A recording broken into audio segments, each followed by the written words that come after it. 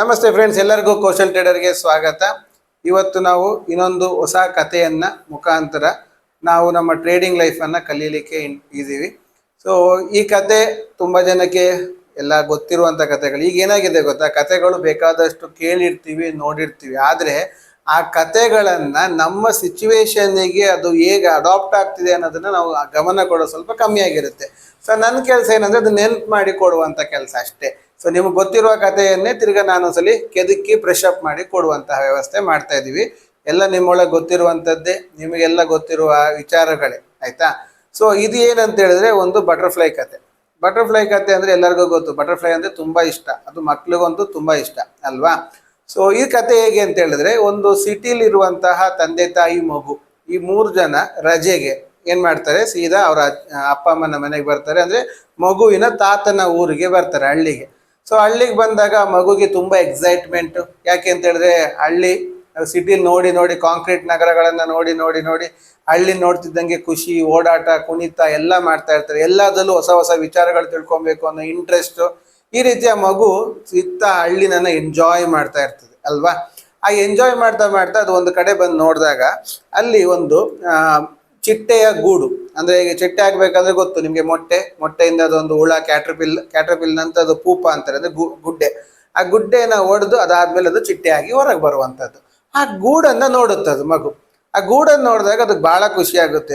ಸರಿಯಾಗಿ ಆ ಗೂಡು ಏನು ಮಾಡ್ತಾ ಇರುತ್ತೆ ಅಂದರೆ, ಅದು ಒಳಗಿರುವಂತಹ ಹುಳ ಚಿಟ್ಟೆಯಾಗಿ ಬರಲಿಕ್ಕೆ ಆ ಗೂಡನ್ನು ಬ್ರೇಕ್ ಮಾಡಲಿಕ್ಕೆ ಟ್ರೈ ಮಾಡ್ತಾ ಇರುತ್ತೆ. ಸೊ ಬಂದು ಅಜ್ಜನ್ ಕೇಳ್ತಾನೆ, ಅದೇನು ಅದು ಅಂತ. ಅದಕ್ಕೆ ಅದು ಚಿಟ್ಟೆಯ ಗೂಡು, ಅದು ಚಿಟ್ಟೆಯಿಂದ ಸ್ವಲ್ಪ ದಿವಸದಲ್ಲಿ ಹೊರಗೆ ಬರುತ್ತೆ ಅಂತ ಹೇಳ್ತಾರೆ. ಸೊ ಮಗುಗೆ ತುಂಬ ಎಕ್ಸೈಟ್ಮೆಂಟ್. ಮಕ್ಕಳಂದ್ರೆ ಹಾಗೆ ಅಲ್ವಾ, ಎಕ್ಸೈಟ್ಮೆಂಟ್ ಜಾಸ್ತಿ. ಬಂದು ಬಂದು ಬಂದು ಬಂದು ನೋಡ್ತಾ ಇರುತ್ತೆ, ಯಾವಾಗ ಅದು ಗೂಡು ಹೊಡೆಯುತ್ತೆ ಅಂತ ನೋಡ್ತಾ ಇರುತ್ತೆ. ಸೊ ಅದು ಒಳಗಿಂದ ಹುಳ ಡೈಲಿ ಗೂಡನ್ನು ಬ್ರೇಕ್ ಮಾಡಲಿಕ್ಕೆ ಟ್ರೈ ಮಾಡ್ತಾ ಇರುತ್ತೆ. ಒಂದು ಆಯಿತು, 50% ಬ್ರೇಕ್ ಆಗೋಕ್ಕಾಯ್ತು, 60% ಬ್ರೇಕ್ ಆಗೋಕ್ಕಾಯ್ತು, 70% ಆಗ್ತಾ ಬಂತು. ಈ ಮಗುನ ಎಕ್ಸೈಟ್ಮೆಂಟಲ್ಲಿ ಅದಕ್ಕೆ ತಡ್ಕೊಳಕ್ಕಾಗಲಿಲ್ಲ. ಕೊನೆಗೆ ಏನು ಮಾಡಿಬಿಡುತ್ತೆ ಮಗು, ಇನ್ನು ಉಳಿದಿದ್ದು 20% ನಾನು ಹೆಲ್ಪ್ ಮಾಡ್ತೀನಿ ಅಂತೇಳಿ ಆ ಗೂಡನ್ನು ಅದು ಓಪನ್ ಮಾಡಿ ಕೊಡುತ್ತೆ. ಓಪನ್ ಮಾಡಿ ಕೊಟ್ಟ ತಕ್ಷಣ ಒಳಗಿಂದ ಚಿಟ್ಟೆ ಹೊರಗೆ ಬರುತ್ತೆ. ಆ ಚಿಟ್ಟೆ ಏನಾಗುತ್ತೆ, ಸ್ವಲ್ಪ ಸಮಯದಲ್ಲಿ ಅದನ್ನು ರೆಕ್ಕೆ ಬಡ್ದು ಆರ್ಲಿಕ್ಕೆ ಟ್ರೈ ಮಾಡಿ ಆಗದೆ ಅದಲ್ಲೇ ಸತ್ತೋಗುತ್ತೆ ಅಲ್ವಾ. ಯಾಕೆ ಅಂತ ಮಗು ತುಂಬ ಆಶ್ಚರ್ಯ ಆಗುತ್ತೆ. ಅಯ್ಯೋ ಈ ರೀತಿ ಯಾಕಾಯ್ತು ಅಂತ ತುಂಬ ದುಃಖನೂ ಆಯಿತು. ನಾನು ತುಂಬ ಆಸೆಯಿಂದ ಚಿಟ್ಟೆ ನೋಡ್ಬೇಕಂತಿದ್ದೆ, ಆ ಚಿಟ್ಟೆ ಹೀಗಾಯ್ತಲ್ಲ ಅನ್ನೋದು ಬೇಜಾರಾಯಿತು. ಹೋಗಿ ಅಜ್ಜನ ಹತ್ರ ಹೋಗಿ ಕೇಳ್ತಾನೆ, ಈ ರೀತಿ ಆಯಿತು ಅಂತ.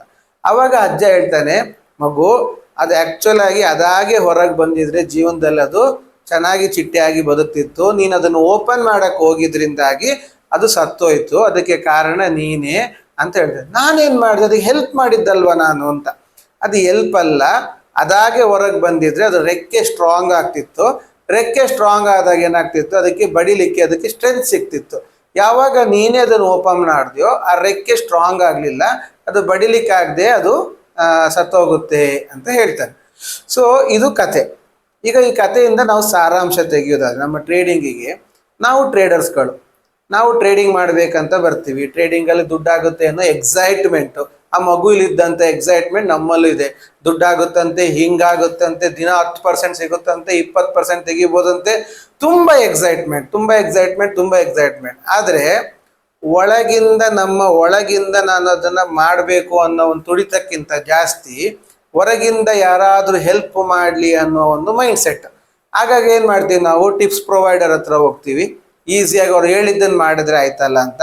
ಇಲ್ಲ ಯಾರೋ ಫ್ರೆಂಡ್ಸ್ ಹೇಳ್ತಾರೆ, ಫ್ರೆಂಡ್ಸ್ ಹೇಳಿದ್ದನ್ನು ಮಾಡಿದ್ರೆ ಆಯ್ತಲ್ಲ, ಫ್ಯಾಮಿಲಿಯವ್ರು ಹೇಳಿದ್ದನ್ನು ಮಾಡಿದ್ರೆ ಆಯ್ತಲ್ಲ ಅನ್ನೋ ಒಂದು ಶಾರ್ಟ್ ಕಟ್ಟನ್ನು ಹುಡ್ಕಕ್ಕೆ ಹೋಗ್ತೀವಿ. ಈ ಶಾರ್ಟ್ ಕಟ್ ಹುಡ್ಕಕ್ಕೆ ಹೋದಾಗ ಏನಾಗುತ್ತೆ, ನಾವು ಒಳಗಿಂದ ಸ್ಟ್ರಾಂಗ್ ಆಗಿಲ್ಲ. ಹೇಗೆ ಚಿಟ್ಟೆ ರೆಕ್ಕೆ ಸ್ಟ್ರಾಂಗ್ ಮಾಡ್ಕೊಂಡಿಲ್ವೋ ಅದೇ ಥರ ನಾವು ತಿಳಿದು ಮಾಡ್ದೇನೆ ನಮ್ಮ ರೆಕ್ಕೆ ಸ್ಟ್ರಾಂಗ್ ಆಗಿರೋದಿಲ್ಲ. ನಾವು ಡಿಪೆಂಡ್ ಆಗಿರ್ತೀವಿ. ಈ ಡಿಪೆಂಡೆನ್ಸಿಯಿಂದಾಗಿ ಏನಾಗುತ್ತೆ ಅಂತ ಹೇಳಿದ್ರೆ, ನಾವು ತಿಳಿದೇನೆ ಮಾಡೋಕ್ಕೆ ಹೋದಾಗ ನಮಗೆ ಲಾಸ್ಗಳಾಗುವಂಥದ್ದು ಜಾಸ್ತಿ ಆಗುತ್ತೆ. ಲಾಸ್ಗಳು ಯಾವಾಗ ಆಗಕ್ಕೆ ಶುರು ಆಗುತ್ತೆ, ನಾವು ಅದು ಚಿಟ್ಟೆ ಸತ್ತಂಗೆ ನಾವು ಜೀವನದಲ್ಲಿ ನೊಂದು ಬಿಡ್ತೀವಿ, ಕರೆಕ್ಟ್ ಅಲ್ವಾ. ಸೊ ಈ ನೊಂದು ನಮ್ಗೆ ಈ ವಿದ್ಯೆ ಸರಿ ಆಗ್ತಿಲ್ಲ, ನನ್ನ ಹಣೆ ಬಾರ ಹೀಗೆ ಅಂದ್ಬಿಡ್ತೀವಿ. ಆದರೆ ಯಾವಾಗ ಒಳಗಿಂದ ಬರುತ್ತೋ ಆವಾಗ ಅದು ಬದಲಾವಣೆ. ಇದು ಒಂದು ರೀತಿ. ಇನ್ನೊಂದು ರೀತಿ ಏನಂತ ಹೇಳಿದ್ರೆ, ಎಷ್ಟೋ ಜನ ಹೇಳಿರ್ತಾರೆ ನಿಮ್ಮ ಫ್ರೆಂಡ್ಸಲ್ಲಿ, ಫ್ಯಾಮಿಲಿಯಲ್ಲಿ ಎಲ್ಲ, ಅದು ಸ್ಟಾಕ್ ಮಾರ್ಕೆಟ್ ತುಂಬ ಡೇಂಜರು, ಅದನ್ನು ತಿಳಿದು ಮಾಡಬೇಕು, ಕಲ್ತು ಮಾಡಬೇಕು ಅಂತ. ಆಗ ನಾವೇನು ಹೇಳ್ತೀವಿ, ಹೌದೌದೌದು ಕಲ್ತು ಮಾಡಬೇಕು, ತಿಳಿದು ಮಾಡಬೇಕು, ಹಂಗೆ ಮಾಡೋಕ್ಕೆ ಹೋದರೆ ಸುಟ್ಟೋಗುತ್ತೆ, ಕೈ ಸುಡುತ್ತೆ, ಹಾಗಾಗುತ್ತೆ, ಎಲ್ಲ ಹೇಳ್ತೀವಿ. ಆದ್ರೆ ಅವ್ರು ಹೇಳಿದಾಗ ನಾವು ಹೌದು ಅನ್ನುವಂಥ ನಾವು ನಮ್ಮ ಮನಸ್ಸೊಳಗಿಂದ ಕಲಿಬೇಕು ಅನ್ನೋ ಒಂದು ತುಡಿತ ಬರೋದಿಲ್ಲ. ನಮ್ಮ ಮನಸ್ಸೊಳಗಿಂದ ಯಾವಾಗ ಕಲಿಬೇಕು ಅನ್ನೋ ತುಡಿತ ಬರುವುದಿಲ್ವೋ ಆಗ ಏನಾಗುತ್ತೆ ಹೇಳಿ, ನಾವು ರೆಕ್ಕೆನ ಬಡ್ದು ಹೊರಗೆ ಬರಕ್ ಆಗಲ್ಲ, ಗೂಡನ್ನ ಹರಿದು ಒಳಗೆ ಬರಕ್ ಆಗ್ತಾ ಇಲ್ಲ, ಒಳಗಿಂದ ನಮ್ಗೆ ಆ ತುಡಿತ ಇಲ್ಲ. ಅವಾಗ ಏನಾಗುತ್ತೆ, ಹೊರಗಿಂದ ಯಾರೋ ಒಬ್ರು ಫೋರ್ಸ್ಫುಲಿ ನಿಮ್ಮನ್ನು ಯಾವುದೋ ಒಂದು ಇನ್ಸ್ಟಿಟ್ಯೂಟ್ಗೆ ಸೇರಿಸ್ತಾರೆ ಕಲೀರಿ ಅಂತ, ಅಥವಾ ಯಾವುದೋ ಒಂದು ಅಟ್ರಾಕ್ಷನ್ ಇಂದಾಗಿ ಅವರ ಒಂದು ಮಾತು ಅಥವಾ ಅವ್ರದ್ದು ಒಂದು ಗಿಮಿಕ್ಸು ಅಥವಾ ಯಾವುದೋ ಒಂದು ಯಾವುದೋ ಹೋಟೆಲಲ್ಲಿ ಊಟ, ಸ್ಟಾರ್ ಹೋಟೆಲಲ್ಲಿ ಊಟ ಅಲ್ಲ ಫ್ರೆಂಡ್ಸ್ ಸೇರಿದ ಅಂತೇಳಿ ಒಂದು ಬೇರೆ ಔಟರ್ ಪ್ರೆಷರಿಂದಾಗಿ ನಾವು ಕಲೀಲಿಕ್ಕೆ ಹೋದ್ರೆ ಅಲ್ಲಿ ನಾವು ಕಲಿಯೋದಕ್ಕೆ ಹೋಗಲ್ಲ.